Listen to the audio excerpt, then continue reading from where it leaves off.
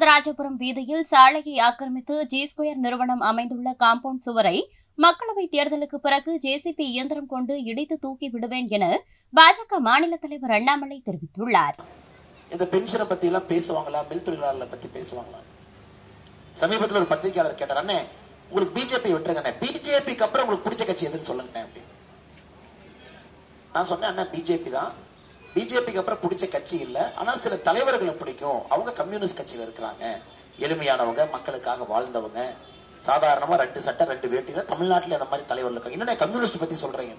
நான் சொன்னேன், ஆமாங்க, ஒரு காலத்துல கம்யூனிஸ்ட் தேவைப்பட்டாங்க, ஆனா இன்னைக்கு கம்யூனிஸ்ட் தன்னை மாற்றிக்கொள்ளவில்லை. இங்க வரும்போது பாருங்க, அந்த பக்கம் ஜி2 நடு ரோட்டை ஆக்கிரமிச்சு ஒரு காம்பவுண்ட் வால் கட்டி வச்சிருக்கான், பப்ளிக் போற ரோட்ல. ஆனா எந்த ஊர்லீங்க ஐயா?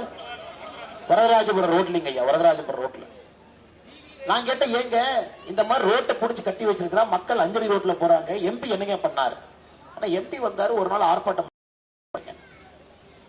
நான் இருந்தா என்ன பண்ணிருப்பேன் நீங்க நினைக்கிறீங்கம்மா? ஜேசிபியை கொண்டு வந்து அந்த காம்பவுண்ட் அடிச்சு தூக்கிறார். அது ஜூன் 4 அப்புறம் தூக்கிடலாங்க, அது ஒன்றும் பிரச்சனை இல்லை, அது ஒன்றும் நம்ம பிரயத்தான் போறோம்.